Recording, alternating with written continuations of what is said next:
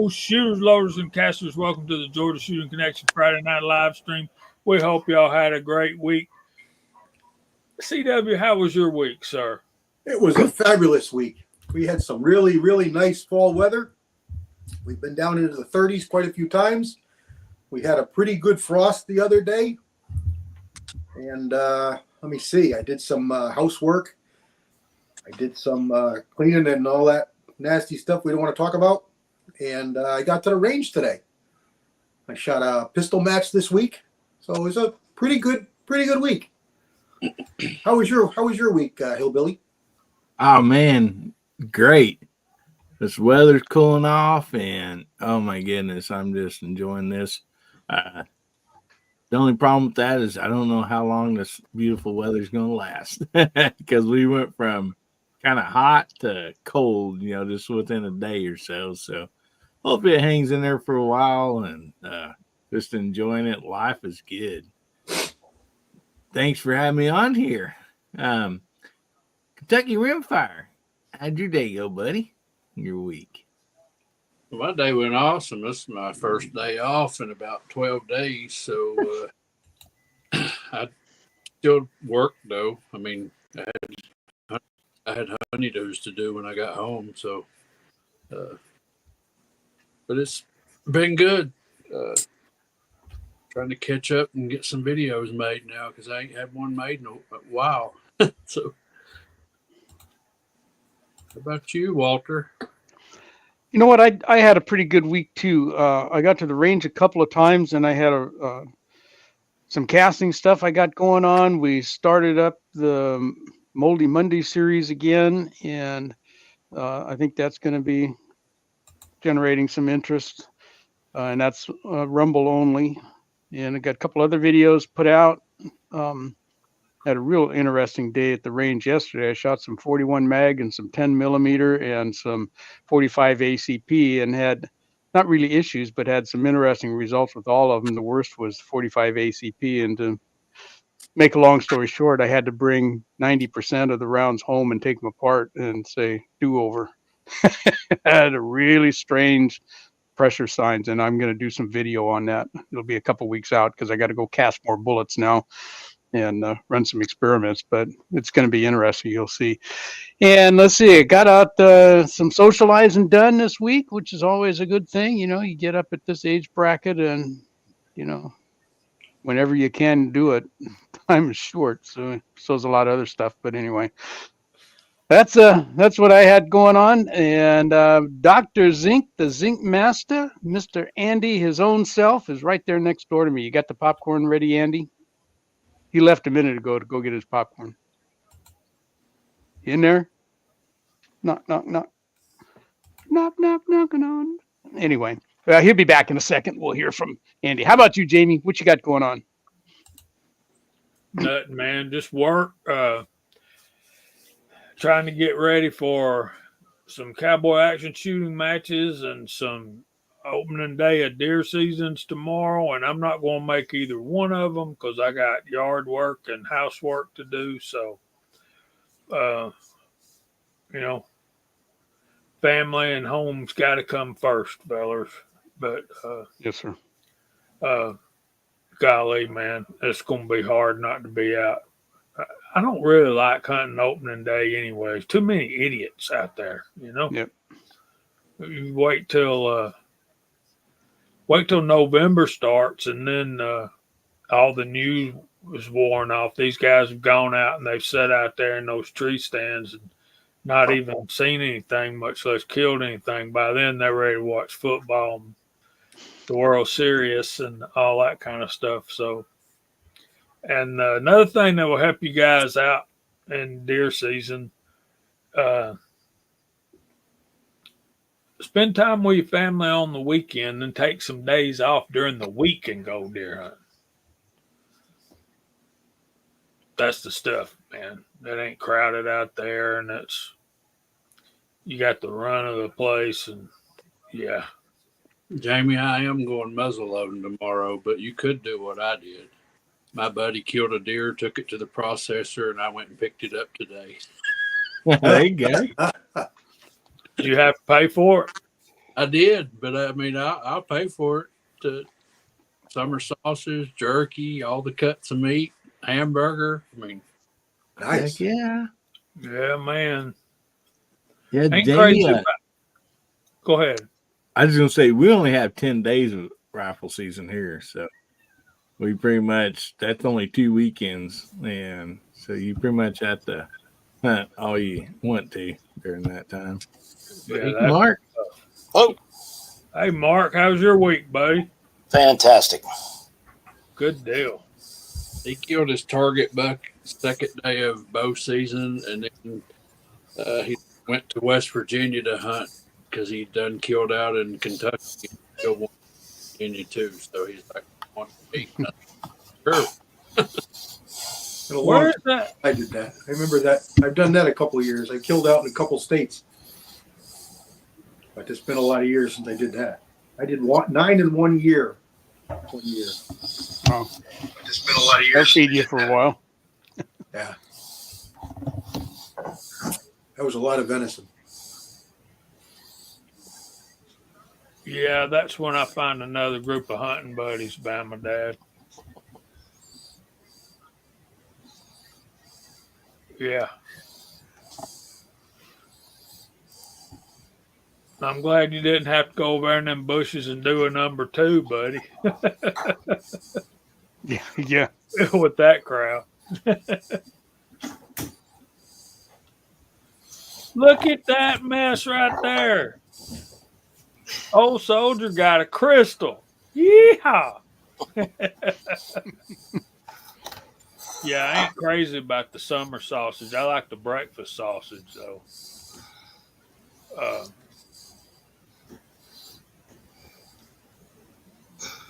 Daniel.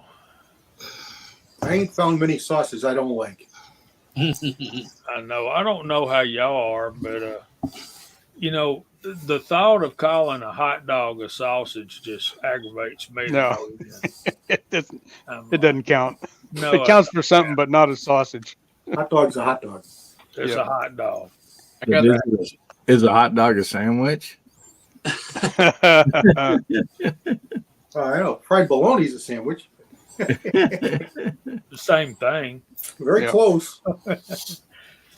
Dang, hillbilly, don't make my brain hurt, dude.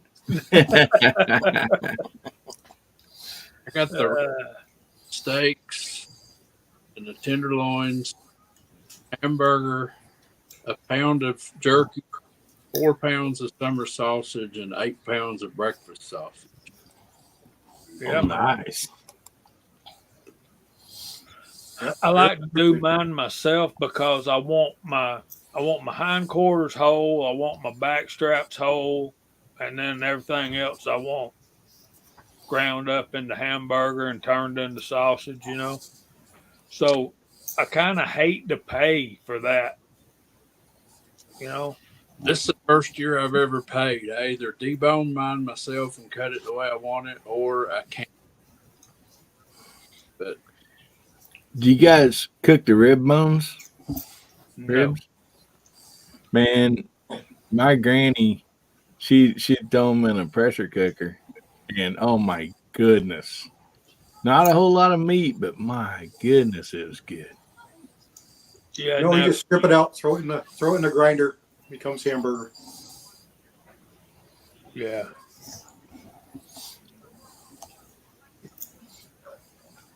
Yeah, if you leave that back strap on them ribs, I imagine that would be pretty good grilled out. Hey, you could have you a tomahawk then, I guess, huh? Yeah. Cut it pretty out in much. one piece. Yeah. Yeah, exactly.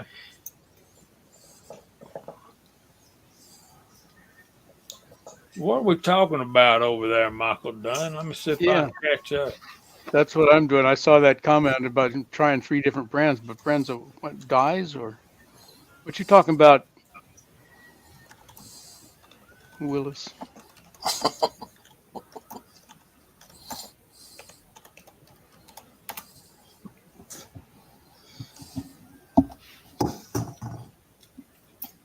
Oh, powder books. Okay. That makes sense. Looking at his data books.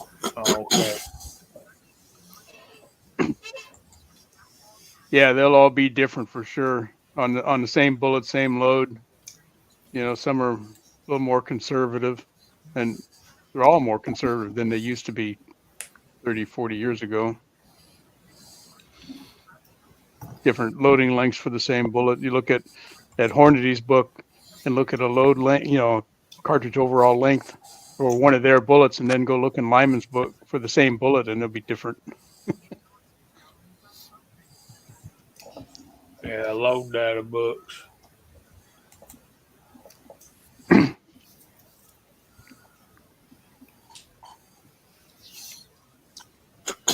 Yeah, that's one thing that's for sure. Our topic tonight is going to be, if I understand, why don't you tell us what the topic is, Walter? I just made the best out of it I could. Oh, okay. I proffered this idea up to Jamie a few days ago, and it had to do with something that came up on one of my videos, and it's about what does it take, what's involved in a content creator like all of these guys and a number of you folks over there in the side chat. What's involved in bringing a video of the type that we do to YouTube or Rumble or any of the other social media? What does it take to get that from here onto the screen? What's involved? Equipment, gear, time, steps. How many takes does it require? What you got, other people helping you. What does it take to get it done, to get it onto the screen? That was kind of my idea, because I know that everybody's got a little bit different methodology of doing it, and some folks have helpers, and other guys are soloists, and so that was the topic. And I know that a lot of you guys over there on the side chat are content creators also, so feel free to chime in. I just want to say this quickly. You talking about what it takes to do this, and some people have helpers. Well, earlier in the side chat, Big Al commented about how he had to replace his garbage disposal today. Thank goodness his wife was standing right beside him to tell him what to do. So.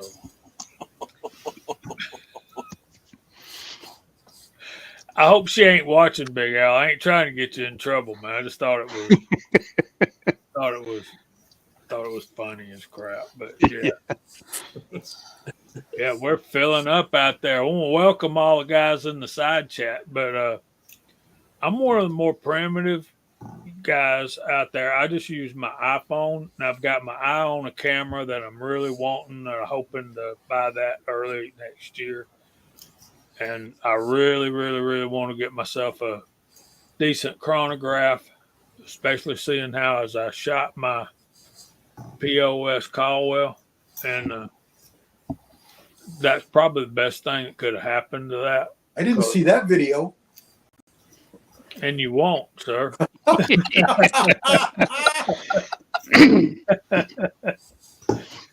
Yeah. Yeah, Buzz says he wings his. I think about him for a good while, and I think about what I want to say and what I want to include and what I don't want to. You have these grandiose ideas, and then I record footage, and then I watch the footage and start editing. When I start editing, a lot of my grandiose ideas wind up in deleted cyberspace. So,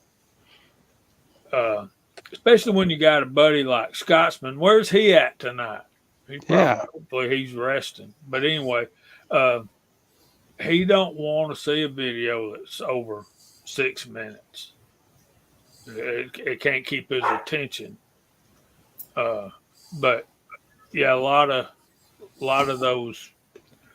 Buzz, you're not the only one. A lot of folks don't. But I gotta start having a girl in the background in a bikini dancing around just for Scotsman. That'll keep his eye on the video longer. They probably watched 10 minutes of that, right? At least 8 minutes. He probably only laughed about 8. Probably.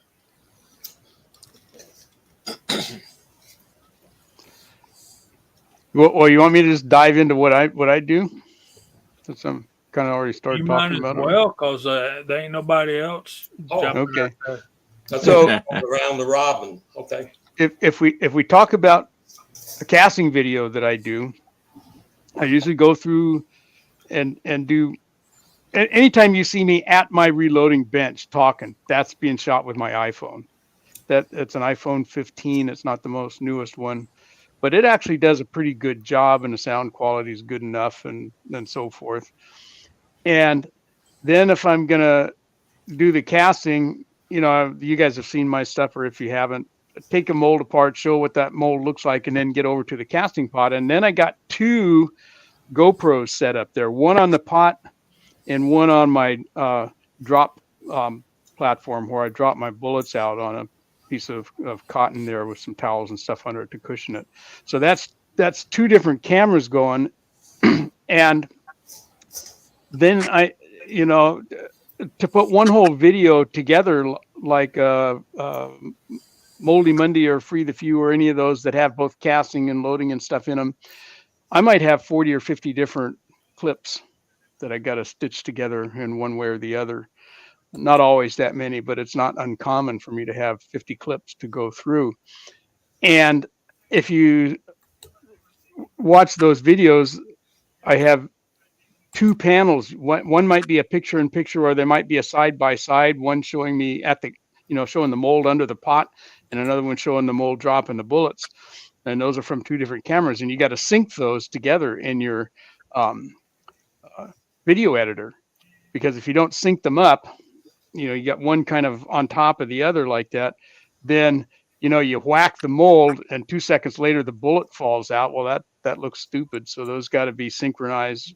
It takes a little bit of time, and I use and what you're seeing me on right now is my Apple desktop and iMac, and it has a freebie, relatively easy to use video editor built into it. So that's what I use. I don't have any special software.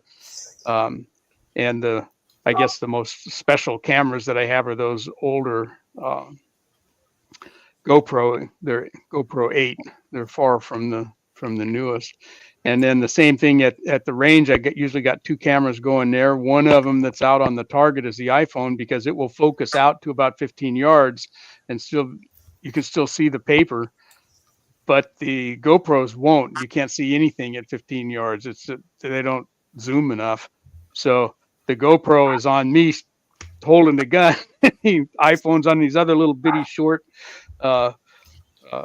tripods, and that one's out on the target, and nobody else helping. It would really be cool if I could get somebody to kind of stand behind me and shoot. But where I shoot, I've got about 4 feet of space, laterally, and that's it. That's all the space I got. So I can't set up, big tripods and have it, because it'd merge into the next guy's personal space over there. So it takes me probably, if I have a 20-minute video, which most of mine are in that range, some of them are almost 30 minutes. I probably have 6 or 8 hours, not counting travel time, of shooting the video, figuring it out, what I'm going to do with it, and get it all edited and then uploaded. And using no really high-end camera gear at all. I would like to have something better that would zoom better than those GoPros, but so that's me. One simple topic. Sometimes I'll do some of those that are just 5 or 6 minutes long. One take. It doesn't take much. You can do those, and editing something like that together might take 10 minutes on the desktop computer, and up she goes. They're easy. But the longer, more involved ones, anytime you see a transition, like, fade from one scene into the next, those are all different takes. And half the time, actually almost every time, I got to go start the camera, then go get on screen. And so there's a lag time between I walk over to where the camera is, start that, and get back to the lead furnace or whatever I'm doing. So that segment has to be snipped off the beginning, and then when I leave the pot to go shut the camera off, I still got, there's another 4 or 5 seconds. I guess I've got to snip that off in the editor too, because who wants to see you walking around and, breathing hard and farting and everything else that gets stuck into those videos sometimes. So that's kind of my MO, on what it takes for me. Relatively low end equipment and just a lot of time more than anything else. How about you, Andy? How about you're going to do a zinc video or something? What's involved? It really depends on the video, but I haven't really done any real casting stuff anymore because YouTube just does, the routine. So whenever I do a video, it sounds crazy because my latest camera that I do it with is just a webcam, $60 webcam with a zoom in it. Same cam I'm using here, but a newer version, and it goes a little bit higher resolution than this one, which is 4K. I mean, this one here isn't 4K, but my biggest problem with my videos is I don't have the right lighting to give what I want to do, what I want to do, and things are going on in the house here, so I might have to. I put up an LED fixture. It's just too bright, so it might be perfect downstairs for doing videos. But what you see is what you get. My videos aren't edited. I start it, let it roll a few, 20 seconds or so before I start talking. And same at the end when I say goodbye, it's still running. And so I just cut in where I want it in the beginning and cut out at the end. And I add a title. That's about it. I really don't do anything special. Just the can. It's a webcam. I have it hooked up to my laptop computer. I move it around where I want and try to shoot. Use any software, Andy? Well, for editing, I use something. Let me think what it was called. I have it for a while. A video pad editor, but it's for. I think they make it for Mac, but this, I use it on the PC, and it works for me. It's easy enough to use, makes good enough videos, and I don't, I just come up with like the Lee micrometer sizing die. I was one of the first people to have it. Just never got around to do a video, and then what was it? Papa's Place put it up, I guess, or whatever, and. I saw his and I said, I got to really make mine. So that night I made it. And I don't have like a script rehearse. I just sit down and do it. Whatever comes to mind. I wish my Ranger would allow camera. They don't like cameras. Because for whatever reason, because my notebook is not really big. It's easy enough to set up. I got a 30-foot cord off from my webcam to the computer, so it can be in two different places. I just got to point and turn it on and record. So it's not a big deal. But that's it. It's simple. I don't script anything. It's straight out of the horse's mouth when I make it. I just don't think about it. I just start talking. That's about it. I'm pretty much the same. I use pretty much the iPhones. I do occasionally use two of them. I tried it with the GoPros. I got a couple of older GoPros, and I've got a couple of other cameras. I've got a nice, I was going to say Kodak, but it's not a Kodak. It's, I forgot the name of it. Anyway, it's a nice little camera, and it'll put on the SD cards. It'll load right to the SD cards, and it works good. But my computer hard drive crashed maybe 8-9 months ago, so I don't have that option. My wife has a laptop over here, but I'd have to hunt to find her password. And as I remember last time we used it, it wasn't that great. So I'm really due to buy a new laptop. I just don't really have a need for it, so I haven't done it.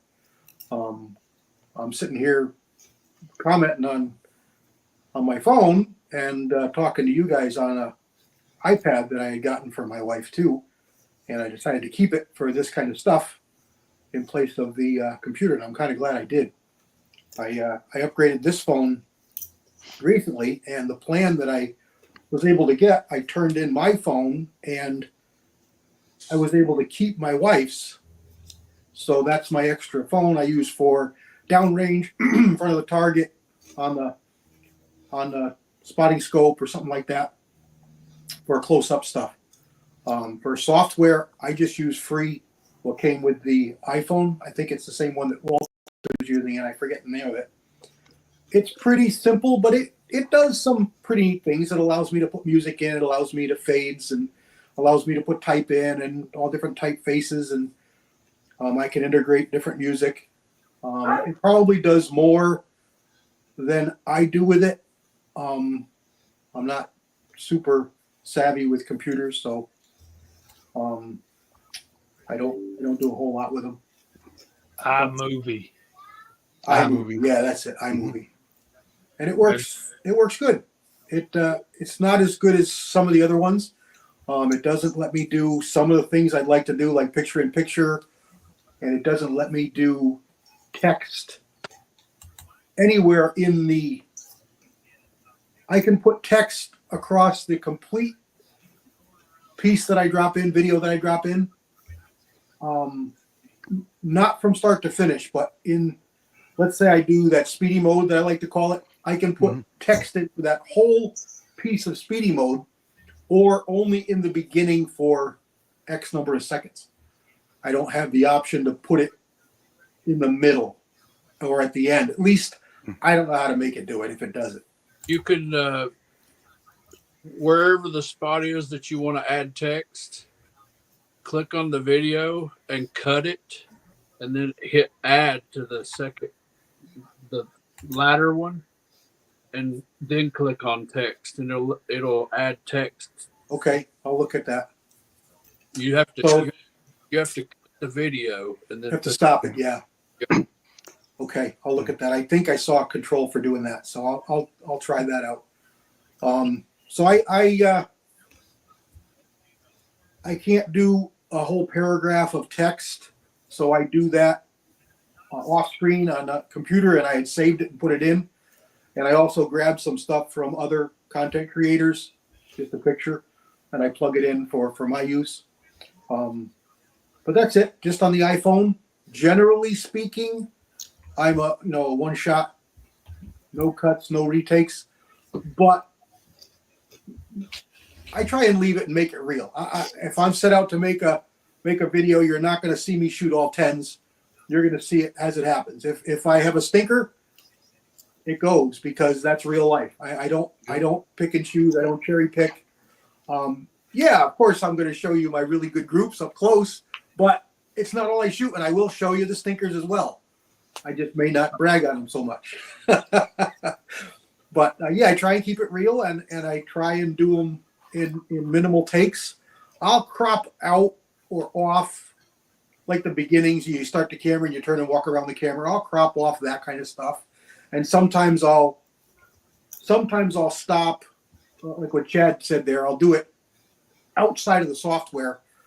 I'll do it on the phone. So I'll take my 3 or 4 minute talking to you guys, and I'll take that and I'll crop it, save it as a piece of a video, then crop off the other one and make it longer, stick something in, and then I'll put all that into the iMovie and blend it all together.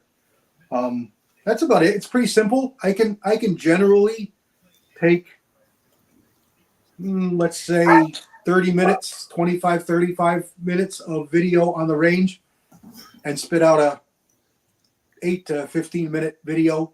Sometimes I get long-winded on the bench talking about things, and it'll go 20 minutes. I don't like to do those. I'd much rather do 6 minute videos. I mean, we all have the ability to look at what people watch, how long they watch, how long we have their attention. And if you look, you'll see it's short. Everybody is short. Some people will watch it from start to end and enjoy it. And sometimes you'll keep it interesting and spark somebody's interest, and they'll watch it from start to end. But by and large, your videos are going to get more longer views if you keep them shorter. So I try to, but I'm not very good at it. 8-10 minutes is about as short as you find, unless it's really to the point. Thank you. Then it can be 3 or 4 minutes, like I just did one for Gene the other day. I just wanted to get that out right away. He took the time to send me some stickers and some coasters, and I wanted to make sure I got that out right away for him. And so it was a 3 or 4 minute video and to the point, and I got it out, and that's what I wanted to do. But generally speaking, I'll get off on a tangent like I'm doing right now, and we'll talk about 3 different things, and I'm trying to talk about one. So I'll pass the baton off to somebody else and tell everybody what you do for videos. Well, we got Mario out there. Oh, are we ready? Here we go. On 3, 2, 1. Hey! Hiya, Mario. Good to see you, buddy. Battle Bean himself. That's him. West Coast weirdo. Hey, Ricky Baird. We got Ricky. My Yep. brother. Happy birthday, Michael. Enjoy your dinner. Yeah, happy birthday, buddy. Happy birthday tomorrow. Look at there. Good job. Happy birthday. There's Boomer. FUKU. Yeah, YouTube. Oh, boomstick. Yeah, he texted me today or told me in a comment that he's had a few videos tagged and he's been able to get them put back on. They've acknowledged his appeals and approved them. Awesome. So that's finally good news from a poor guy that keeps getting them deleted for doing things he's not even close to doing. Yeah, and the one video that he said I thought for sure would get deleted was still on. When he had the rant. And there's no rhyme nor reason to, how they're going to interpret their own rules at any given time of day. What they say today won't hold tomorrow and vice versa. And Tread has a good comment there. And a lot of people, I hear this from a lot of people, and that is keep the intros short. The music and the pictures and all that stuff. And I agree. I like it short and to the point, and I try and keep mine within a couple of seconds. Yes, my titles are like 4 to 6 seconds. That's it. I try and keep them short. It really all depends on what you're trying to do. All you need is a phone and free editing software. It depends on like the videos yourself personally, like what you want to make. And there's such a big difference between, editing with a phone to paying for a good editing software. It's different as night and day. A bicycle you get you to the grocery store, but a nice car gets you there a lot faster, and in style, and so it's depends totally on what you're trying to accomplish as a creator. And like I heard Jamie say, Scotsman's like, well, all the videos should be under 6 minutes. If you're trying to hit the algorithm, that is totally wrong. The algorithm says you need videos at least 8 minutes long. So if you're it depends totally on what you're trying to do. If you're trying to hit the algorithm, they need to be 8 minutes minimum, unless it's a short. And this is just from stuff that like I've read and and kind of learned and stuff, and that don't necessarily matter. You might get some views and and stuff on a 4 minute or 5 minute video or whatever. But as we know, like when YouTube first started wanting to push shorts, when they want something and that's like on their little deals, like they're saying, hey, this is what we want. We've learned that, sorry. Dang it. I'm sorry. I thought that was muted. Anyway, we've learned that like, if you're wanting to catch the algorithm, then, if you follow along with what they say, they'll come more to like, hitting algorithm and bumping. And, as far as videos, like I said, man, you can just use a camera, on your phone or a couple phone cameras or, a lot of other things. And I know personally for me, since I've used phones, I've used high dollar cameras and different stuff. But my favorite all around camera to use is the GoPro. I mean, it's just yeah, you can't zoom in on it. But if you're shooting 50 yards or whatever, you can stick just a cell phone camera down there or something, or set up a cell phone, cheap cell phone camera and zoom in. But in all around videos, the GoPro is something that I just always grab, instead of a high dollar Sony, which is very, very good. The GoPro is just simple. It always works. It's always going to stay in focus. I mean, there's a lot of pros and cons with that. And then the editing, oh my goodness, you can spend several hours editing, especially if you're shooting from 2, 3, 4 cameras. So it's just on what you're wanting to make for your content, what you want to put out there. But I mean, if you're fairly new, cell phone and a free editing software on your phone, man, it'll definitely get you started, and you can make some good videos. Definitely with that. I'm probably the newest here at content creating, so I've tried to stick with the Apple product. I have a iPad, I have a MacBook, and then I have my Apple phone. And I guess my primary reason for that is you can airdrop everything to one device. You don't have to have a memory card. Then you can use iMovie for editing. I have tried to use CapCut. It works great, but it's pretty much the same thing as iMovie. One thing that was recommended to me was external microphones, so I picked up these microphones for about $15, and They work good. they work great. Because if you're just using your iPhone or your iPad and you turn your head away, your sound will muffle. And then somebody mentioned chronograph a while ago. This is my new chrono, the Garmin. I love it.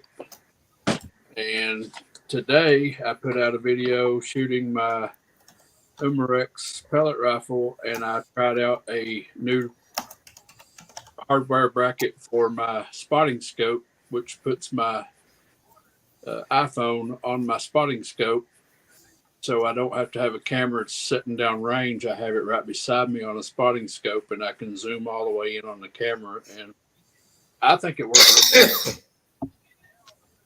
But I don't care if someone's video is an hour long. If it's something I enjoy watching, I'll watch it. If it's good content. So I don't fuss about how long somebody's video is. Yeah, when I'm at work and working on Chromebooks and I'm sitting away from my computer, I want an hour long video. Well, that's me too. I'm sitting on a piece of machinery at work, and sometimes it takes me three days to get a rock hole drilled for a power pole. And I'm sitting on this machine all day long, so I'll find videos on there like, Cletus McFarland. I watch some of his stuff, and some of his videos are hour and 20 minutes long. But, I'd sit there and watch that in the morning, and next thing I know, hey, it's lunchtime. So it makes my day go by. The longer. Hey, Hillbilly, you there? He had a phone call. He probably is checking that out. We'll get back to him. We have blown right through our time to say hello to the side chat. So let's do that. What can we type in, Walter? Well, how about video? Good That one. sound okay? Good one.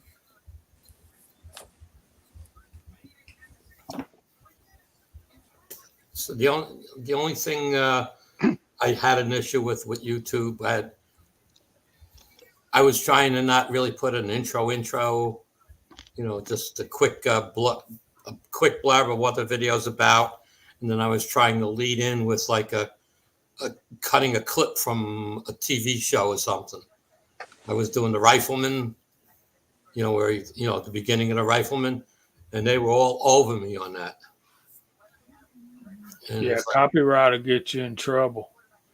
it's not copyrighted anymore. That's the problem. I get copyrighted for.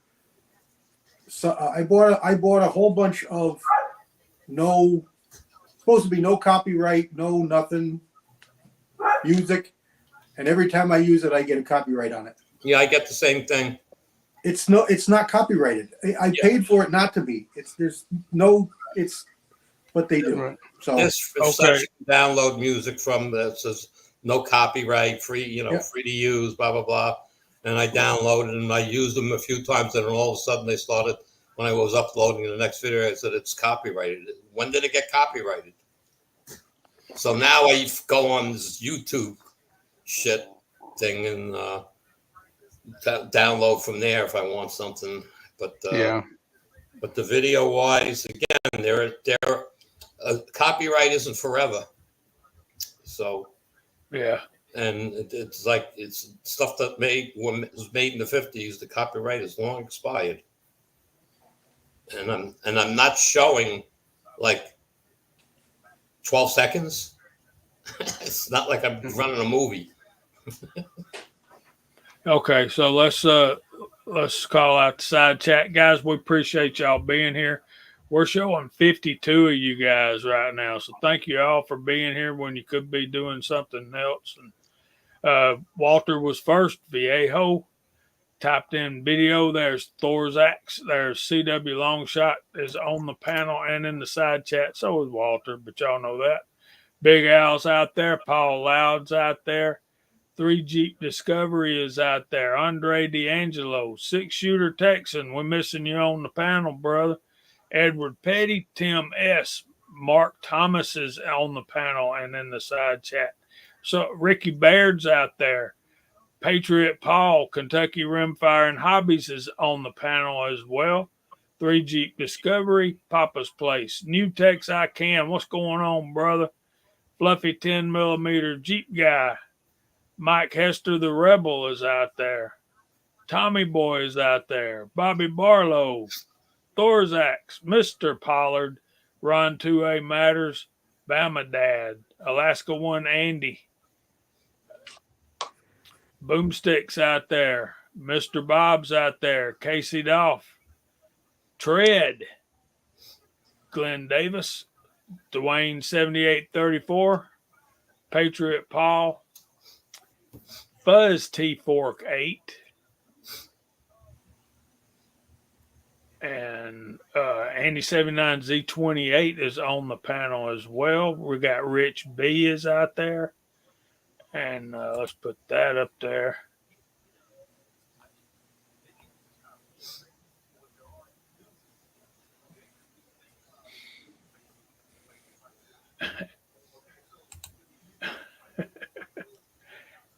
I got a mouse, y'all.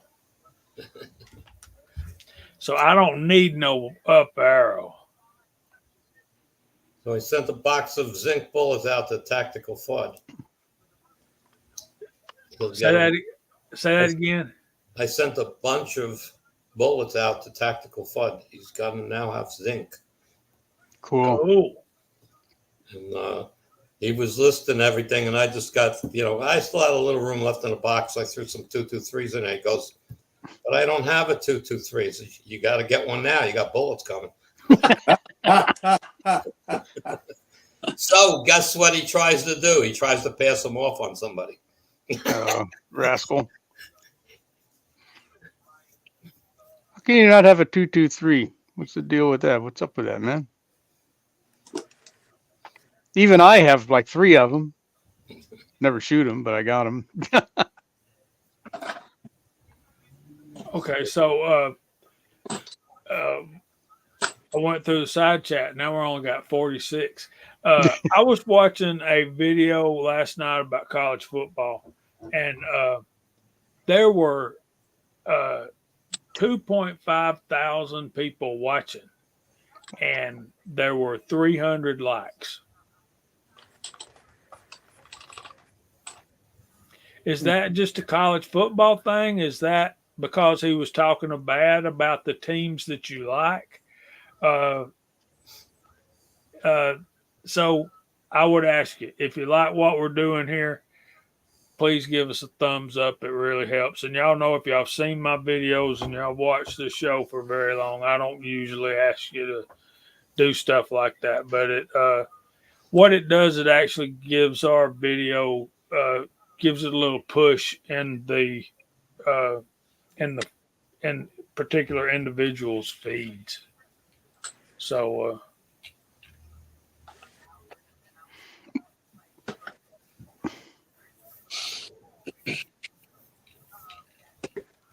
Patriot Paul says it's usually about 10%, I notice, on most big channels. Okay.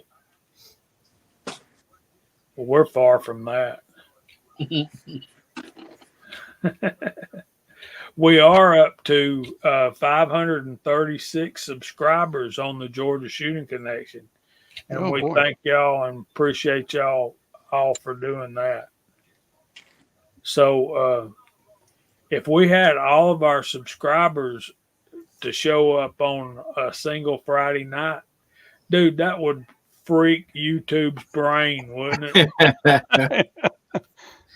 And Hillbilly, you were talking earlier about what YouTube wants. Let me tell you what YouTube really wants. You want to know what they really want? They don't want gun channels. They want a skinny blue knife, man. Oh, man. Yeah, I would love to see, over 500 people show up on a chat and watch Jamie call out the side chat. I would absolutely. Yeah, we would probably pull a Hillbilly then. We would have our microphone muted, and we'd just be putting them on the. That might run up a little bit.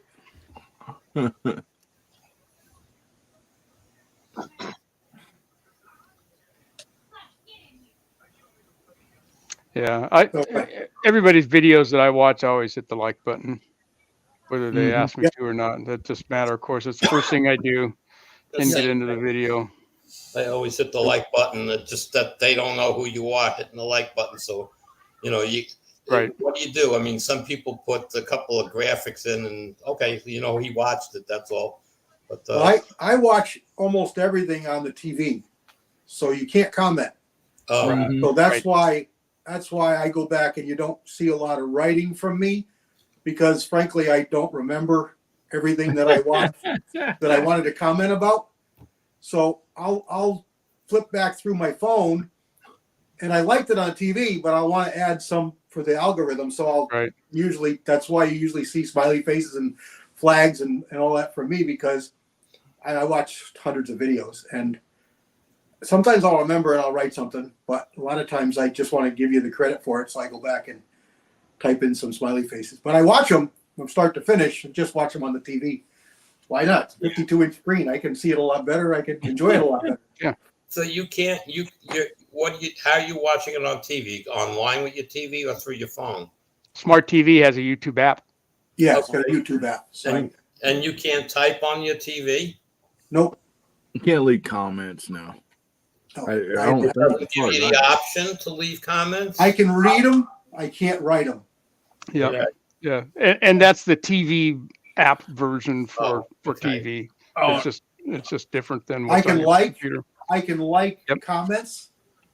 I can read comments, but I can't make comments. Is it because you have no way to type it in, or it's just not there? It's just not there. Okay. Yeah, it's just not part of that app. You know what? I think you could probably do it if you have your iPad and you do I forget what Apple calls it, stream to your TV. Yeah. Yeah. You could, if you had, but then that's kind of why have two devices going at the same time? It's dumb, you know. That way you can Yeah. suck up twice the bandwidth. Yeah. Actually, you're not though, because it's going through your phone or your iPad, whatever, and then onto the TV. So it's almost like Bluetooth. So, Yeah. and when you do it that way, then you can comment on the other device. Yeah, you can, Yeah, like on my phone, my phone, if I wanted, I have a video come up on YouTube or something that asks me, do I want to share it to my TV? It always asks Right. me. Yeah. Yeah, Now if I do that, it fudges things up bad. It's bad. I've done it a couple times, and I swear I never do it again. Yeah, I don't even know if I watch exactly what it, it does, but it makes it screws things up. That's Like a scary to tutorial. think of somebody watching us on an 85-inch TV.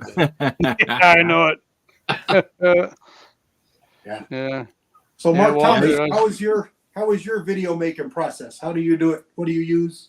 Software, cameras? How does it work? How do you do it? Pretty stupid simple. It's just the phone. In the past, I've tried to use some extra cameras. I put a Faux Pro down range and ended up shooting that thing. That's awful. Yep. Sorry. So I just try to stick to one camera. I put it in the tripod, move it around a little bit. If my son happens to be with me, and he can shoot a little bit, I'll do that. But pretty much just one camera, and I use the software that's in the phone. I don't have any fancy stuff. I've done that before. I had some through the laptop, but since lost that, and it's easy enough to make it on the phone. And whatever I've got, if it gets to be more than 10 minutes, I do try to trim it down, because that's just a little bit beyond what I want to put out there.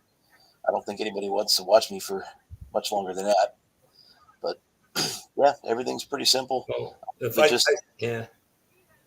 Sorry. Nope, I'm just putting things out there to kind of keep in touch with everybody, show everybody what's going on, and usually sharing things whenever we've got good mail calls, or when I'm putting something together to send out to somebody. That's pretty much all I'm using it for. Yeah, I don't know. I just with doing the video stuff. I wish my rain would allow cameras. I can have someone standing there with a camera behind me, okay, but they don't want it on a tripod on its own thing. They don't want that. That's what's the difference. A tripod's in nobody's way. What's the difference? Because I have no problem. The shooting bench is a little close, but I could easily put a tripod in front of my shooting bench, lower it down so it's not above the shooting bench, and just set it up and go. But they don't want it. And mine doesn't allow it either. I've got special okay as long as I don't film other people. Yeah. I don't film the name or the address and all that.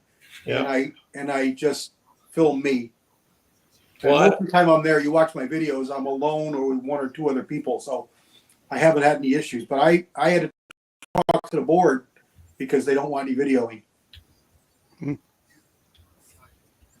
Yeah, that's a good point. I know that there are ranges that have, issues with that, and mine doesn't either where I'm shooting now. But that whole range where I'm shooting now is in jeopardy. They may have to shut down come January 1st.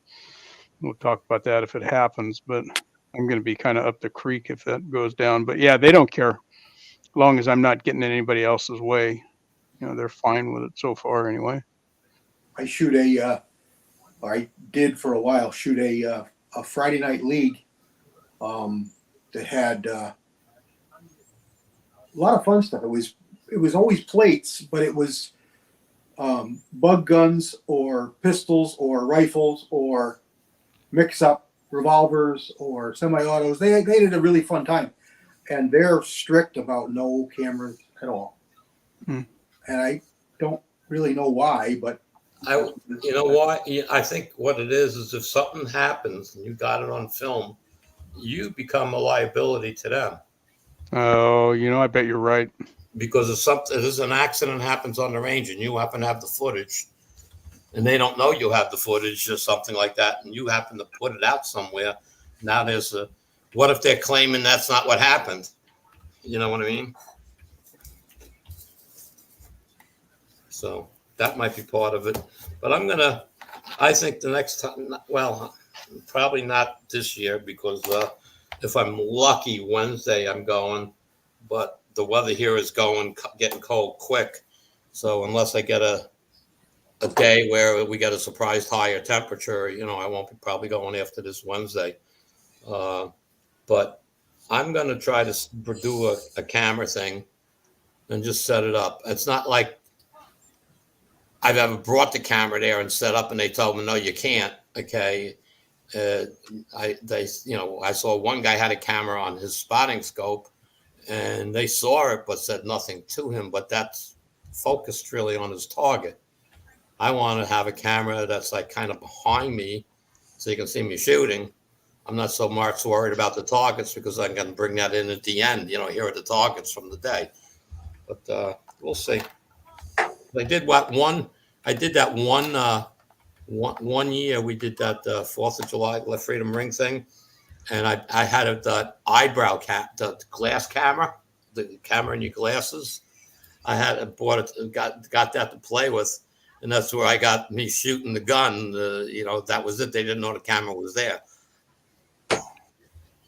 Yeah,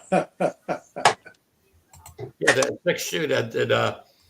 Had him on. He was doing one of his videos when he first got it, and he showed him. And I went out and bought the same ones. And I tried making a video, one of my zinc videos. I had them on. It drove everybody nuts because I kept moving. Every time I moved ahead, there was something. You were looking at something different. But it was a fun try. And I bought a GoPro clone at one point. It has zoom and everything else, but it became more of a pain in the ass to operate while you're trying to do, your other things. So just letting it run, then you have too much footage to edit out and take what you want. And I'm not home, and I still work, so obviously, I don't get home till a certain time, and by the time you finish dinner or whatever you got to do, it's 7:00. So what am I going to do? Spend the rest of the night editing a video? I don't. That's why I try to make them right out of the camera and just add a title. Your GoPro will hook to your cell phone, so you can hit start and stop on your cell phone and see the picture on your GoPro. Well, this one doesn't do that. This was a few years ago, so I don't know what equivalent it would have been. But I bought a Japanese thing for $49. I mean, and it worked. It worked fine, but it was more of a pain in the neck using it. It was easy to use a webcam. And the one I have, I got to look it up. It's made by Dispatch. They're on Amazon. And I have a few of them that I've had, and I've always liked them. And I just keep an eye on them. And they added one a few months ago that had Zoom. And so for $49 or $59, I bought that. And you can plug it into your cell phone, too. You don't have to use a computer.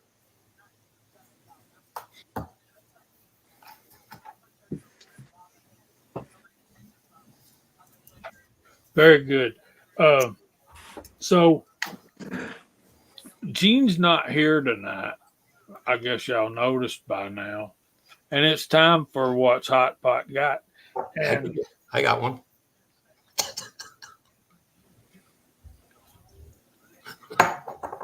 Tell us about it. Well, was it last week, the week before, 2 weeks ago? I was at the range, and there was a whole group, I think it was 12 guys from Suffolk County Corrections, and they were all snipers. La Pua? This is federal. Oh, no, this one's PPC. Sorry. PPU. And so they were out there, they were practicing, and they just had me intrigued because they're all out there with silences, cans, whatever you want to call them. And they were shooting mostly 308. And these are all Barrett rifles, and like top of the line and worked. and then $6,000 scopes on top of them. They were doing some 200-yard stuff with 308 and stuff with the cans. So it really did. I mean, I was only like, if I was 50 feet away from them, that would be a lot. And they were shooting, and I kept watching them. And every time we had to ceasefire, I walked down and talked to a couple of the guys, and because I knew somebody in the corrections office, and the one guy knew the person, so that kind of got me in with them, and they're out there shooting. And then there was one rifle in the rack that was bigger and crazier than all the others, and that was the 50 BMG. And I'm standing there, I said, wow, as this silencer, you don't even know you're shooting the damn thing. I mean, I swear to God, it sounded like a 223 going off. And I'm watching them and stuff and back and forth. And one of the guys came over, started looking at my stuff, what I was doing. And I showed him the zinc bullets and very intrigued and whatnot. And one of the guys, then I pulled out the Rossi, and they loved the look of it and whatnot. And they were playing with it. They were shooting it. And they said, hey, you want to come down and shoot a 50 BMG? I go, yeah, I don't know if my shoulder will take it. He says, don't worry about it. So they set me up in prone position with a 50 BMG at 200 yards. And they told me the scope is dead nut centered at 200 yards. And he says, if you look at the target, so that I'm looking through the scope, he says, you see 3 holes in it. And I go, yeah, about an inch low. He says, right. He says, that's where the guy before you was hitting, and he was supposedly holding on the X. And I said, okay. And he says, so he hands me a bullet. I load it in. Oh, more about the rifle. First of all, like I said, it was a Barrett, however it's pronounced, and worked. And again, a very high-end scope. And they sit me down. They put the rifle down. It's on a tripod, and they're dropping sandbags around the barrel to hold it down. And he says, that's going to take the recoil away. He says, you won't get as much uplift and whatnot. It'll be more fun to shoot. I said, okay. So I pulled the trigger, and he says, great shot. And I go, okay. And I'm looking. Where did I hit it? About, I don't know, half inch below, quarter inch below the bullseye. And he goes, well, you shot better than the other guy. I said, oh, it's one shot, And he said, here's another one. And I loaded it up, and I put it in the same hole at 200 yards. But that's more, I can't say it's all me. It's also the rifle and the scope and everything else. But let me tell you, that was a blast. So they let me take the 2 pieces of brass home with me. So I got one here. I got one downstairs. Amazing. That's what Andy's got.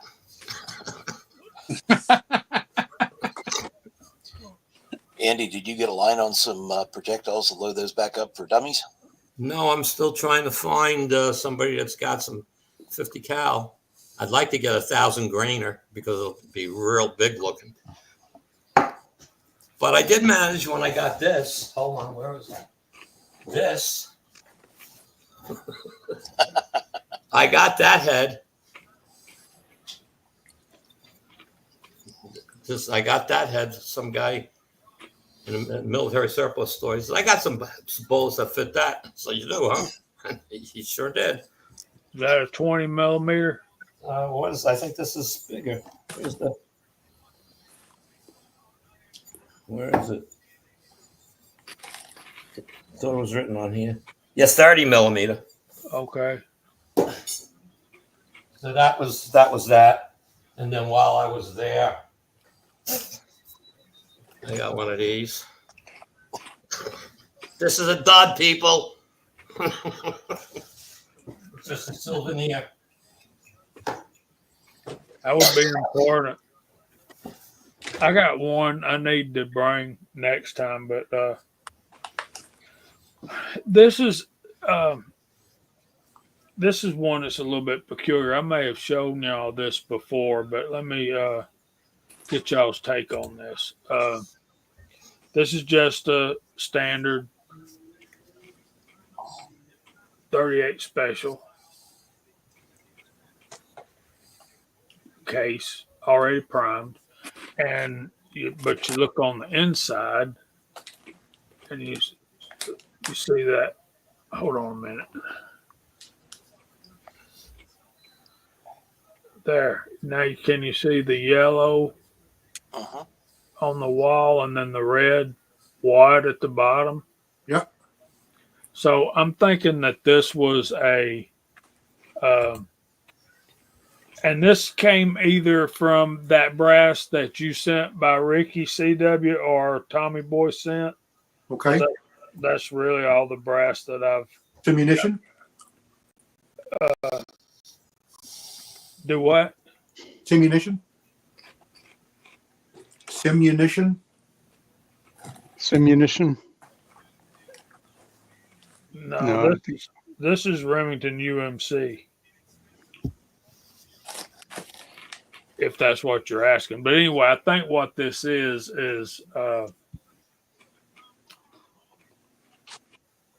it used to be one of those rat shot shells.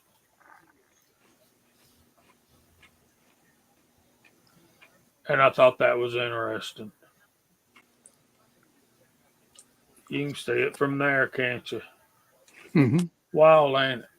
So anyway, I'm gonna put this in one of my revolvers and take it outside and blow the.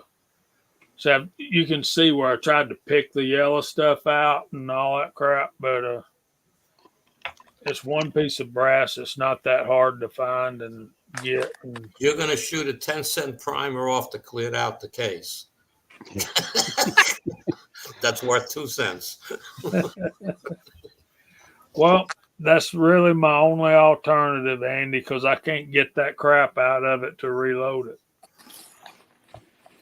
You see the yellow part, it comes all the way up to the rim, so there ain't no getting no bullet in there. Yep. Yeah. Primers are down to a nickel now. Right. I haven't found them that cheap yet. You got one of them? I don't. What is that? Look like a 30 millimeter. 40. However, this one's been slightly modified. It's a flask. I was say drinking flask or cologne. Yeah. But it was made from a genuine 40 millimeter round. That would Yeah. hold some high octane. Yes, sir. Somebody gave that to me. Got my initials on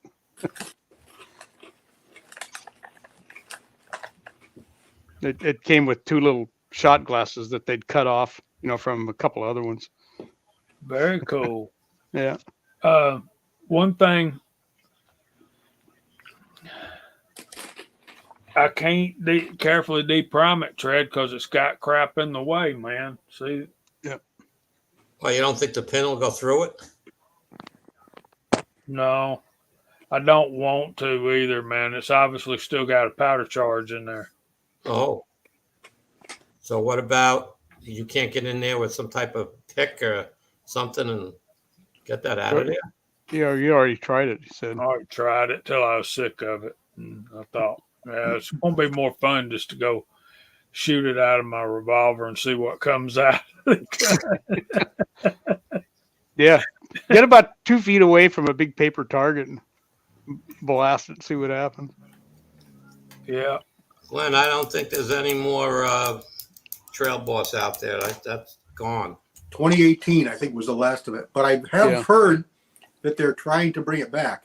Me too. I also heard that. And I heard that from a guy whose channel I follow who's down in Australia. That's where it was made. Yeah. Well, they banned them from shipping it because of the type of powder or something. No, there was an issue at the factory, the fire or something, and the factory went. Oh, okay. I heard all kinds of stupid stuff, so I don't know which one was right. It's fun powder to use. I like the stuff. I still have maybe 4 pounds of it. I managed to get a hold of a 5-pound keg of it just before they quit shipping it, and so I'm hoarding it. I almost never use it because I like the stuff. It's fun. Yeah, it's great powder, especially if you have suppressors. There's Josie Wales, Wisconsin. What's going on, Hey. buddy? Hello, Josie. Guys, I'm going to bail out. I got to get up a little early tomorrow. Okay, Andy, take it easy, buddy. Good night, Andy. Everybody See have ya, a Andy. good night. Thanks for being here, buddy. I think I'm gonna jump off here too. I'm gonna get some rest so I can do some muzzle loading in the morning. There you go. Good deal. Go kill a good one, man. Good job, Chad. Thanks for stopping in. Good to see you. Glad you're home safe. Guys. Good night, Chet. Good God night, bless, brother. buddy.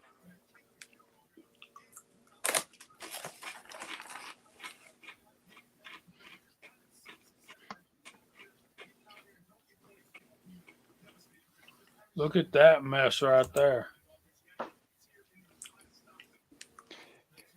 Yeah, nitrocellulose was and antimony also. I think we were getting a lot of our antimony from China, so it wasn't just the powder. It could put a hurt on some of the projectiles and alloy that we're used to.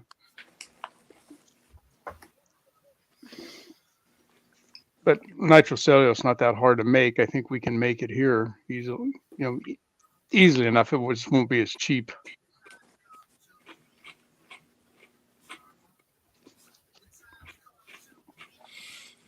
Obviously not. Obviously not. Yeah, antimony is another story. It's it's an elemental material that has to be mined from somewhere, and if you don't have it in your native soils, you got to bring it from somewhere. And for those of you who are not tuned into what antimony is, it's a metal that we often add to our lead to make the bullet casting alloy harder. So if you buy hard cast lead bullets from Missouri Bullet Company or Acme or whoever, it's got antimony in it, and a substantial amount, 5 or 6% oftentimes of that metal that those bullets are made of is antimony, and it's already expensive here. And we have to get it blended. The melting temperature of antimony is much higher than it is for lead, so you have to get it in some other form, like linotype or foundry type, or Rotometals has a product called Super Hard that's 30% antimony, but it's already mixed, and you just got to add it to your pot and keep stirring it, keep it stirred up. But we can't smelt it in ourselves, so that's not good news.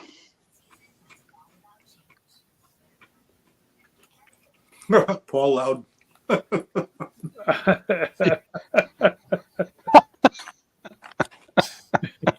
Little boobs. Yeah, that's actually a pretty good way of putting it. I like that, Paul.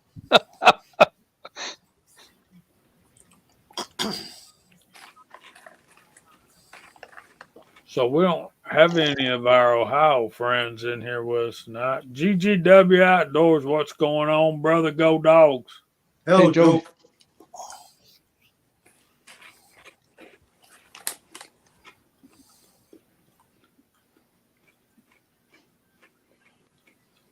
Oh, I'll look for that, Tread. Hoping to do a fire, so that'll be a Oh, there you good. go. Yeah, get a nice clear night. Yeah.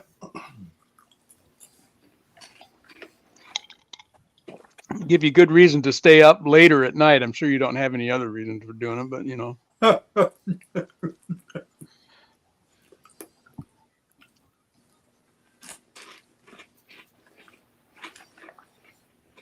I was up for about 2 hours before Mike's show last weekend on Saturday night, sitting by the fire. Ain't it great? Like recharging your soul. Yep, I think tomorrow night might be a good one too. there you go. I think we're going to do airsoft in the morning for a little bit and come home. Maybe I'll take a nap and then get up about 6 or 7, make a fire. Well rested enough to be at the show at 10. There's Miss Kitty. She been in here a while. Yep. Oh, there's Alaska One Andy. Andy, I didn't see you sneak in. Sorry, I missed you. Yeah, tight group's a handy powder to have too, because it's, for one thing, it's not position sensitive, and so you can get by with a lighter load, like in a revolver load when that case is laying over sideways and the powder is kind of down in the, horizontally low layer inside that case. It's still going to go off, but it does react with our powder coat over time. So I don't use it in store ammo that I've, or have powder coated lead bullets with for very long with tight groove. I load it up a couple of days before I'm going to go shoot it. Yeah. Do you have to add that to a lead bullet? What? Antimony Yeah. depends on what you're doing with the bullets. So some of our bullets are 100% pure lead. You might use that in a muzzleloader round or shotgun pellets or something like that. And then, generally speaking, the higher pressure the round is, the harder you want the bullet. Yeah. Because lead can only take so much. It only has so much compressional strength, and that can get compromised if you try to shoot at too high pressure with too weak of an alloy. So antimony makes it harder and stronger. And basically, black powder guns, that's why they got away with just melting down lead back in the day, was because of the pressures. Yeah, and it's easier to cast, and when you're going to shove a round ball into like a revolver cylinder, watch those guys do that, and the ball they're shoving in there is bigger than the cylinder, and they're shaving off bits of lead and stuff to guarantee a great, a superior fit down in that hole. And so it's harder to do that with a real hard alloy. Makes sense. See, We the also trick have- is, go ahead, Mark. I'm sorry. Oh, we also have on some of those bullets, the cast bullets, like a rifle bullet, the ability to grip a gas check on it. It's a copper disc, and that actually protects the lead so that it can make it out the barrel without getting deformed or burnt or melted. Go ahead, Gene.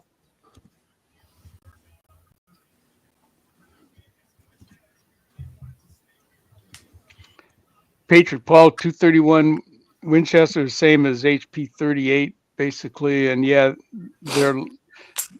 they are more sensitive to the position they are in that case. So although we've all shot relatively low volume light loads with 231, and they always seem to work. I think some of it's dependent on what kind of primer you use, what kind of a flash you get. But if you're down there in really small charges, they tend to not be as good, I think anyway, as tight group is. If I need a lighter charge, I'm going to try to use tight group, depending on the round. So I'm not going to say the name of this fella's handle here, but if your friend Ken is a big fan, we will gladly tell him happy birthday. Happy birthday, Ken. Ken. We appreciate you. Birthday. Say hello to Barbie for us. So what I started to say earlier, when it was when we were at 9 o'clock, and I said Gene wasn't here, and we did do a What's Hot Fight got in his honor, even though he wasn't here. Today is Ms. Hotshot's birthday. Oh. So if y'all would do us a favor and go find one of her videos and give her a happy birthday. You bet. She's over there on Facebook too. Yep, she is.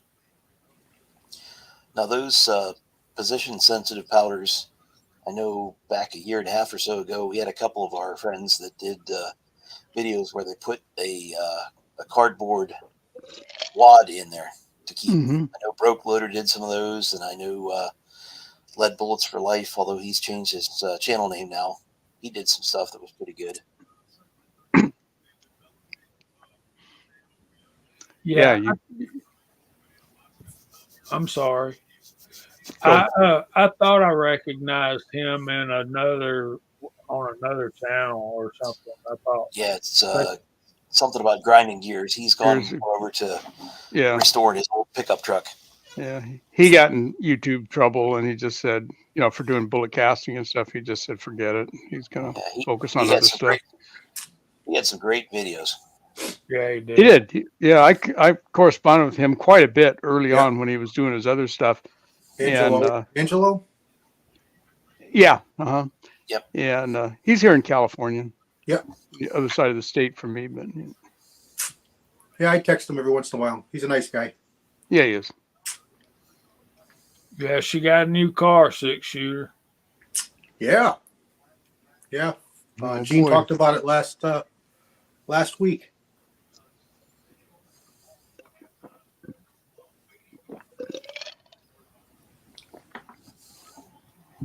Rich, I don't think Andy would know the answer to that because I don't think he shot that gun without the sandbags. 50 Yeah. BMG is pretty big stuff, but not unmanageable. And the guns that they have, especially a Barrett. At least that's my perception. The way I understand it, that muzzle brake on those Barrett, Yeah. that makes all the difference because the way they're vented, it's pulling the gun away from your shoulder. That's probably as big a reason for the sandbags as for the weight because it deflected the blast too. We were shooting it one time and we had a guy come walking up and we stopped shooting it because he was standing there holding the coffee. And I said, you don't really want to stand there. He kind of was like we said something wrong, and I said, no problem, dude. You're safe, but you don't really want to. And he I'm going to do what I'm going to do. Okay. They touched it off and he wore that coffee. And a couple of guys just looked at him like, dude, we're trying to be nice here, but you want to be you. So you do you. He learned, you don't stand in the blast of a 50 BMG. Did he manage to hang on to his coffee cup? No, he wore it. He wore coffee. I'd hate to see that with a styrofoam cup of coffee. That's Oh, what boy. it was. That's what it was. Styrofoam. Oh. Perfect. That's He wore karma right coffee. there. He was wet. Yeah. I'm sorry, as an educator, he earned that. Yeah, I mean, Yeah. I was standing right there, and I said, "You can be here, you enjoy it, but just don't stand there. Stand over. I'm going to stand where I want to." So okay, he was safe. He just was in the blast of the rear blast of the gun. He was behind the shooter, or beside the shooter, but still, he was too close to the angle. Yeah, you'll see like somebody wearing a ball cap like me, they'll blow it right off their head, Yeah. And so. That's scary, ain't it? It is kind of. I mean, that's a big old tube full of gunpowder, man. Sitting behind a big old giant chunk of lead and copper. Holy cow! Yeah, if you do a search on YouTube, you'll find videos. They'll show it. There's videos on there showing people getting their hats blown off and things. All right. I saw a video one time of a guy deer hunting with one, and this little doe comes out, and he takes aim at this doe, fires a shot. She drops dead right there. And then he goes and retrieves the animal, and he didn't even hit her. Really? I just scared her to death, huh? The concussion from that bullet going by broke her neck. Good grief! I think if it was a small I doe, think that was cut it right in half. that was Keith Warren, if I'm not mistaken. Do what, Mark? I say if it's a small doe, I think it would just cut her right in half. If he actually hit her, yeah. That's incredible. Well, a friend of mine did shoot one down a power line clearing one time with a 50 BMG, and He said it's already gutted and processed, and I went down there to get it. Just pieces parts. Yeah, Tread said he saw that. Stephen Susie's homestead. Welcome in, brother. Been a minute. Glad you're here. Hey, Steve.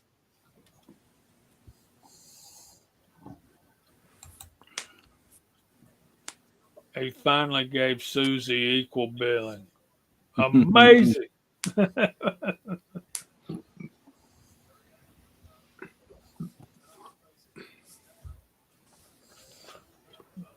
All right, we want to thank you. Anybody, one thing I want to say about our topic for tonight, and I thank Walter for the topic idea.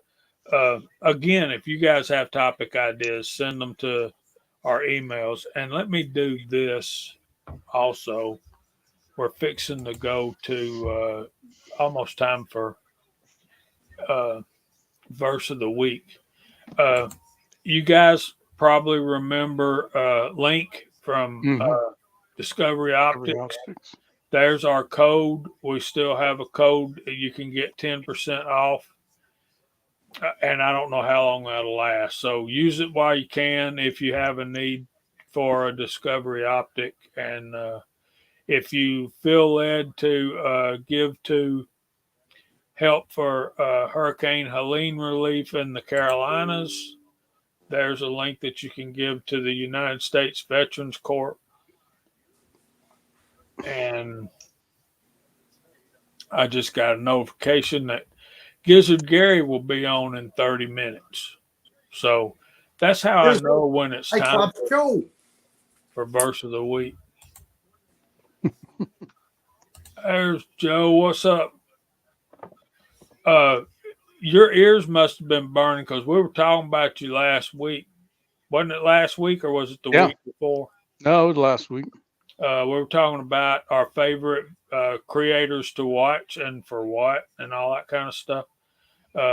We need to revisit that because we didn't get to the topic of who we watch just for fun and stuff. Right. And I brought that up a little bit, and I told him how I was a fan of Joe's Hitler parody videos. And now he's going to comment, and say, that ain't me, man. That ain't me.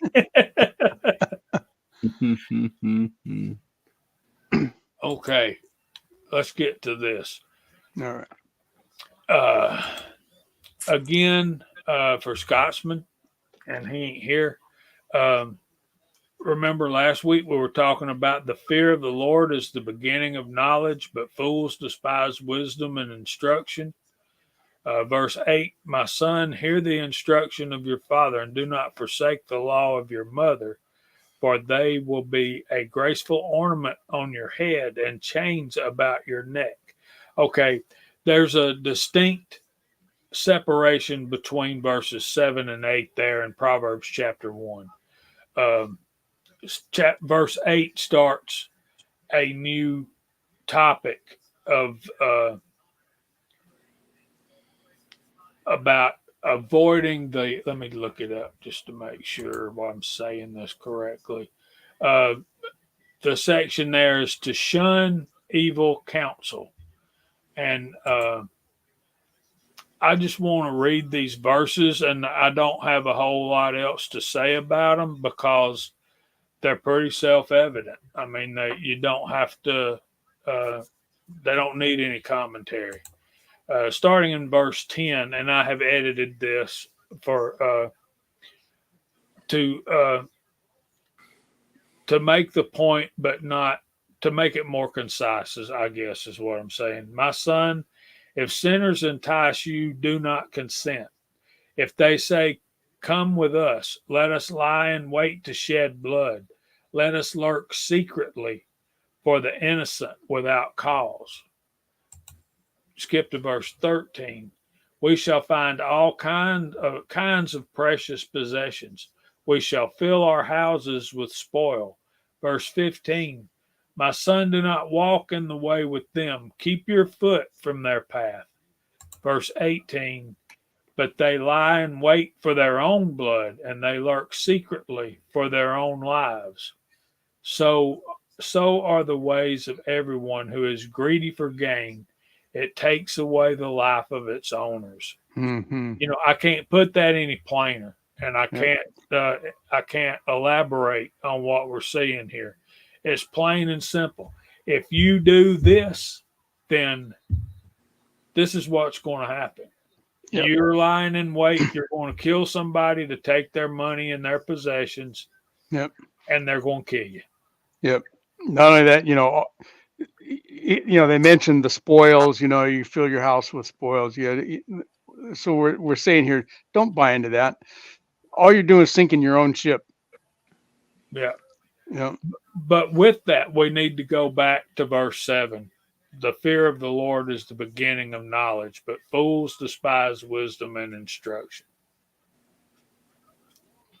So if you fear the Lord, and that is the beginning of knowledge and wisdom, then these people who are trying to get you to come do these evil things with them, they are the fools that despise wisdom and instruction. I mean, it's almost straight out of a cowboy movie, ain't it? It really, I was thinking the same thing, Who Shot Liberty Valance? You name your favorite cowboy movie with the bad guys hiding behind the rocks waiting for the stagecoach to run by or something, and they end up getting theirs in the end. The guys in the good hats take care of business.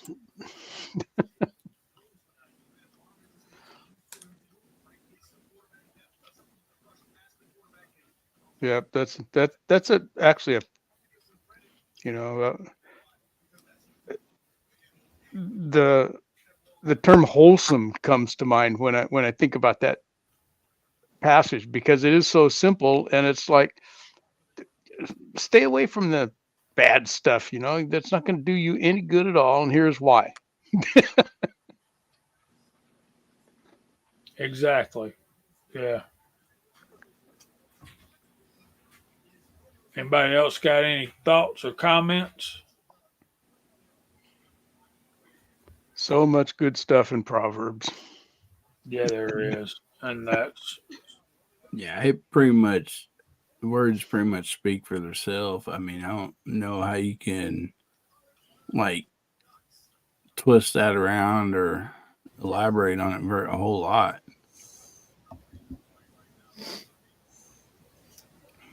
I guess that's one of the reasons I chose those verses. It's not like I need to add anything to it. In other words, Jamie can't mess it up. No, not at all.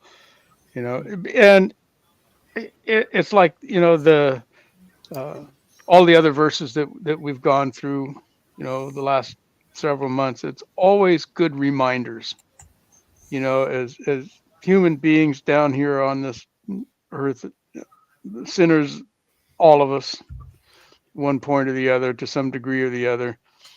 Mm-hmm. Never hurts to get a little poke in the ribs and say, hey, straighten up, look at this, remember this part? Oh yeah, sorry. Yeah. So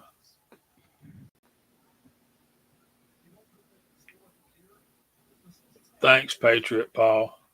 Yes, sir. Thank you, sir. I want to say that each one of us do our videos differently, and I pretty much explained how my thinking process, and then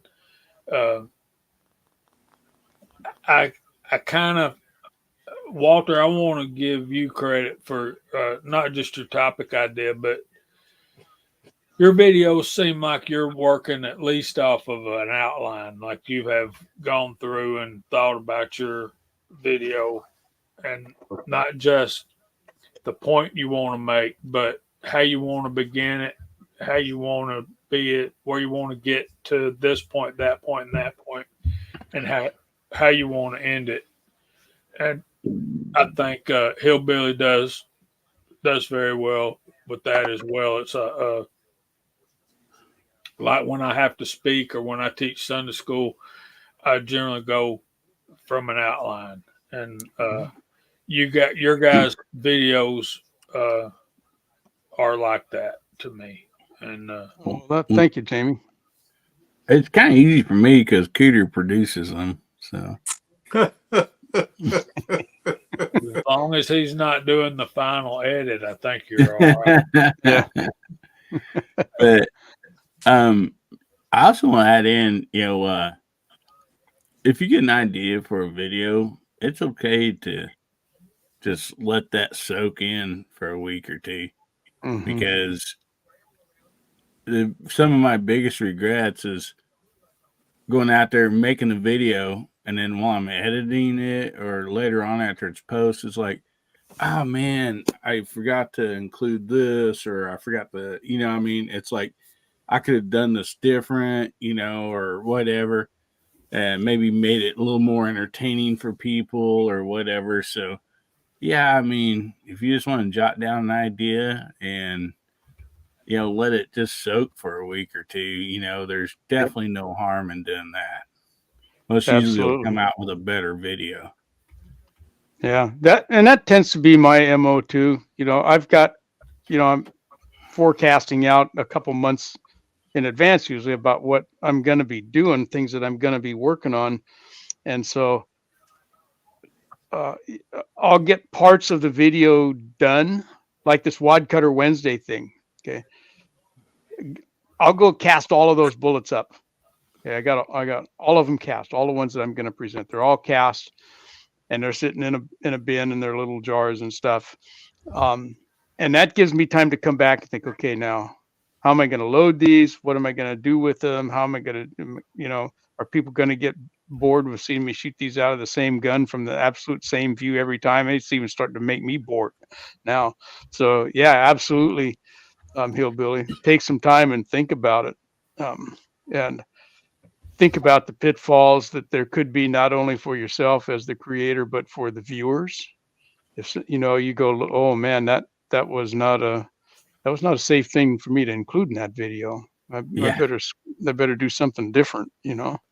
yeah. Well, let me ask you this. Hey, G23, what's going on, buddy? Hey Dan. Hello, Dan. This is and all y'all can respond, and then we'll probably have to start going through the room. But you guys in the side chat as well.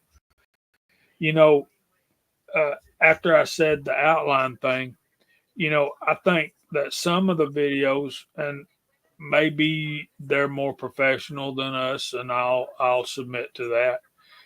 But they almost seem like they're a script, like the dialogue is written out, and I think that's particularly true of some of the say like those shop videos from Brownells, and some of the Hornady videos that we see. Mm-hmm. And my thought is, there's Brooke Cheney. Hey, Brooke. Brett. And my thinking about that is that what we want to see? Do you think that's wrong? Or, I mean, it's not for me, obviously. I'm not that professional. But I think in those environments, in that setting, I think that's fine. I think it's a very professional thing and a very professional way to go about doing it. But as far as myself, I'm pretty much, I just want to make a video of what I'm doing, and try to explain it the best way I can, and try to give back to the community that I've learned so much from about bullet casting and powder coating and reloading and shooting and that kind of stuff. What are our thoughts on that? Absolutely agree. And I don't, have anything written down. Well, never say never. Today on video that I put out this morning, I was reading off my notes that I'd taken at the range because it had more than 2 pieces of data that I had to remember. And so, and if you watch me enough, you'll see my Joe Biden moments here and there too.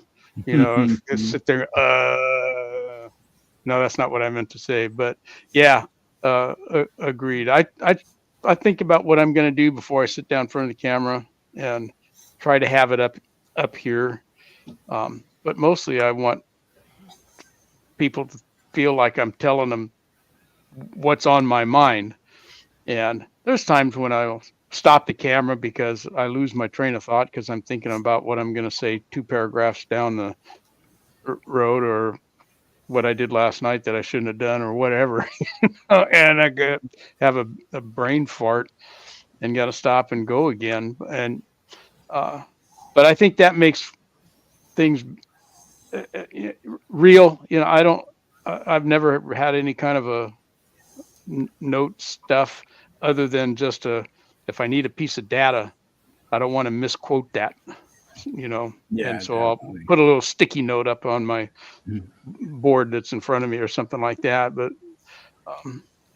I kind of like to try to say what's on my mind, and as you said, Jamie, explain what it is that I'm doing the best way I know how. And that does take some time to sit down and think about it. As Hillbilly said, you got to kind of get that stuff organized um, before you're ready to go. And I'll add one more thing before I shut up, and is that you guys that are out there that are viewers of the content that we create, never be afraid to ask for something. If you see something that you don't quite understand or didn't get why we did it that way, ask if you can explain it. And you'll see all of us have had these kinds of videos that are called a VR, which is a video response to one of our subscribers' questions. And if chances are, if you have a question, so do about 100 other people, and it Yeah, makes more even if it's not a question, even if it's like, yeah, we've talked about this or that, but we've never addressed this part of that. Or, exactly. I saw you shoot this, but you didn't really talk about it. Ask for a Mhm. video about that. Yep. It may be something that's on our plate, but down the road, it may be something we've already done, we haven't published, or it may be Mhm. something that we completely overlooked. Like today, I did a video today that was a request from one of our friends out there, and he said, I'd love to see this. Why don't you do this with that? And I love shooting a gun, and I just have only shown it a few times, so I did it today, and the video's coming out pretty soon. It's going to be up on Rumble first, and it'll be up on here later.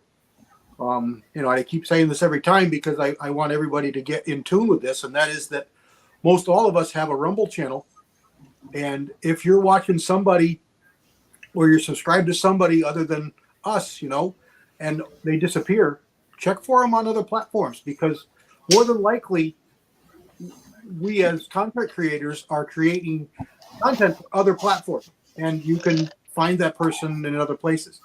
There's no real announcement if something happens, and sometimes the channels get deleted. And speaking for myself, I'm on thin ice right now, and it could very well happen. So, we all have Rumble channels, and look for us over there. Yeah.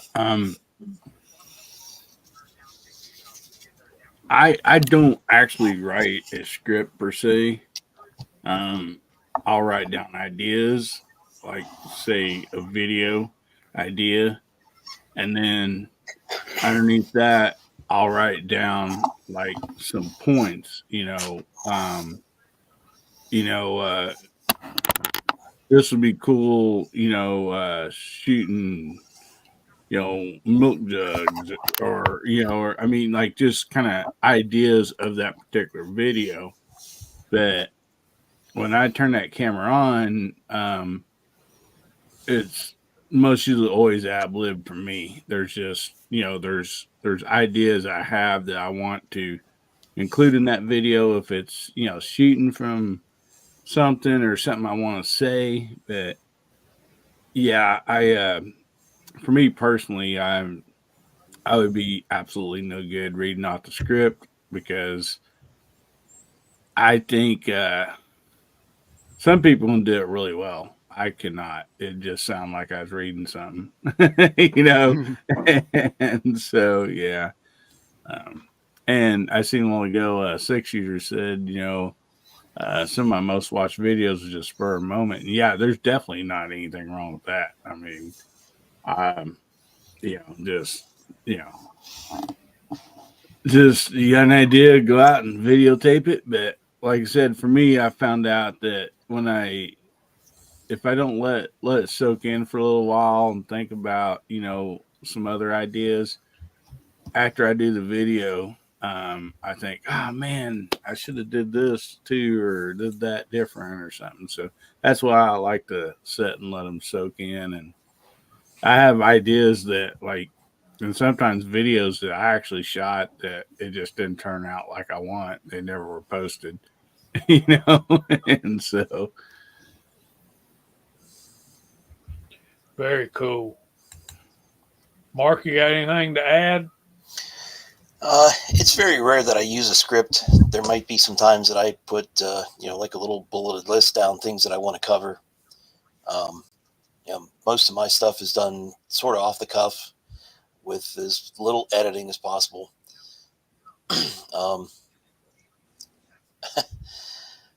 There's a comment there in the side chat. Tommy Boy was saying about using something to hold the powder back becoming an obstruction. I think those were only done in straight wall cartridges, so they weren't going to be anything in like a bottleneck cartridge. And I don't know, kind of losing my train of thought, but Scripting. Yeah.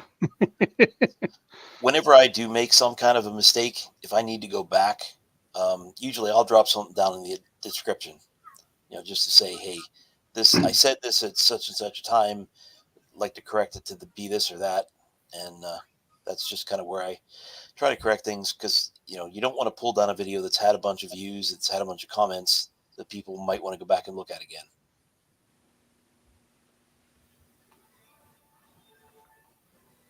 Yeah, I think another thing that all of us try to do is answer every comment in some form or fashion. All right, so let's start going through the room, and we'll clear the deck for is it Gary? Hey, Billy, what you got coming up this week, my brother? Oh man, tomorrow night, we have Guns, Beer, and Therapy, 9 o'clock Central, 10 o'clock Eastern. So if you ain't done nothing, come by and visit us. We'd love to have you, and we just try to have a good time there. And then I have some videos actually coming out next week on the Bear Creek Arsenal Grizzly pistol. And then I have more videos that's coming out with Hasbro's Hammer Time. So yeah, got a busy weekend and week ahead of me, and some of those videos some of them shot, not quite finished editing and stuff like that. But yeah, that's kind of pretty much what I got coming up, and just enjoying life, man. I love this weather. I just hope it can stay as long as it possibly can. So anyway, appreciate you having me. And anyway, I'll throw out the link for Gizzard's channel is coming up next. And appreciate guys. Always love starting off my weekend right here. All right, man. Thanks for being here. We appreciate you a bunch. Walter, you want to go next? Sure. I've got all kinds of stuff going on this weekend. I got loading and casting to do, and I've got 3 series now going. Most of that content's over on Rumble with just an occasional blurb on YouTube about what it is that I'm doing on Rumble, but that's just the nature of the stuff that I'm doing, casting and reloading. YouTube doesn't let us do very much. So we got Moldy Monday that I fired back up again last week. And so we're going to do that again for at least a little while.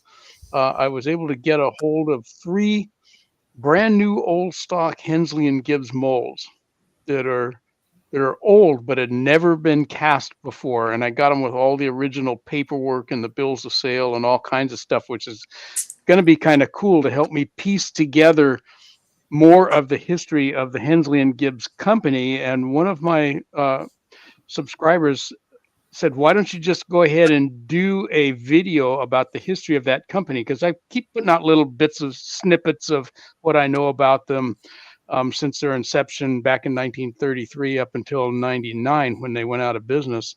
And I know most of that history now, but this new influx of stuff has helped me tighten things up. So I think I'm going to start working on that. But anyway, so Moldy Monday is going, and those 3 brand new Hensley and Gibbs molds are leading that one off. We got Wad Cutter Wednesday, and I've got more than 20 different wad cutters to show you guys, and that's quite a big project. And so that there are a couple videos involved in each one of those. So that's going to go on for a while. And then we got Free the Few Friday coming out again every week I'm just pulling small containers of leftover orphan bullets that didn't get shot for one reason or the other, loading them up, taking them to the range, shoot them, say, here's what this one did. So we got all that stuff coming up this week, and it's going to keep me busy. Speaking of how do you make videos, I have time to turn around and eat, but it is fun. So that's what we got happening over here at Casa de Viejo. I can't wait till I get retired. Yeah, I'm telling you. You think you're busy now. Wait till you retire. Mark Thomas, what you got coming up this week? Nothing great planned. Just whatever I can do with what time I have. We've got a nice, beautiful fall weekend here coming up. We're going to do airsoft tomorrow and probably a good dinner tomorrow night. Sunday might be a video. We do a thing here in Pennsylvania. The Game Commission opens up some of the game lands for a game land tour. We get to drive through, and there's a real nice drive. It's about 17 miles straight up an old railroad grade. And I've done some videos in previous years, but we haven't been able to do it lately. So might try to do one of those on Sunday, and I don't know. We'll see what we can keep up with next week. But that's pretty much it. Well, thanks for being here, brother. Thanks for having me. Been wonderful. All right. And all you guys still out there in the side chat, thank y'all for being here too. CW, what you got coming up this week? I have a video coming up tomorrow. I dropped one today. I got one tomorrow, and I think I put one up for Sunday, but I'm not certain. And then, of course, my normal Monday and Thursday of next week, I got them. And I think I got one Wednesday night, a short coming out. So I got a number of videos coming out. You have to watch to see what they are. I've been having a lot of fun with that Rossi Tuffy 45-410. So I know one of the videos is of that. Some good stuff coming up, and I got some more planned. I've been preoccupied, so I haven't been doing my hammer time videos. I tried to do a couple of them, and they just miserably were incomplete. I had scope problems with my hammer, and then I didn't get it back sighted in. I was going to shoot it over again with the blackout in the bolt gun, and I left the box home with the ammo in it. Just one thing after the other. So I really need to get going on those hammer videos. It was supposed to be a fun thing between him and I, and I've been dropping the ball on it. So I apologize for that. Hopefully I'll get behind that. I posted in the side chat. I didn't get but a couple of answers, but I'm thinking of also releasing my own challenge with a 22 challenge with a handgun. I'm thinking I want something where the guys can bring out their Ruger Mark IIs, Browning Buckmarks, high standards, whatever 22 you might have in it. It doesn't have to be a high-powered scope like we're doing with the rifles, so it's going to be bigger targets. Probably still, well, initially I thought 50 yards, but maybe 25 is more applicable to a 22. So just looking for feedback on that. Probably do a video up requesting some comments. So look forward to that.